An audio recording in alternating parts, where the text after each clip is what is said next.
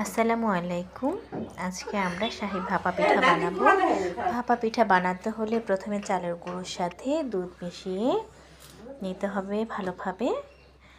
তারপর কিশমিশ, খেজুর, কাজু বাদাম এগুলো নিতে হবে। তারপর লেয়ার করে ভাপা পিঠাটা বসিয়ে দিতে হবে রাইস কুকারের উপরে। সুন্দর করে লেয়ার করে দেওয়া হয়েছে। এবার হচ্ছে ভাপা পিঠা জাল দেওয়ার জন্য রাইস কুকারে পানি গরম দিতে হবে।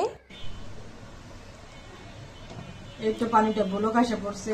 পানি গরম হওয়ার পরে এখন ভাপা পিঠাটা রাইস কুকারে বসিয়ে দিতে হবে। 20 থেকে 30 মিনিট রেখে দিতে হবে, ঢেকে রেখে দিতে হবে। তৈরি হয়ে গেল মজাদার শাহী ভাপা পিঠা।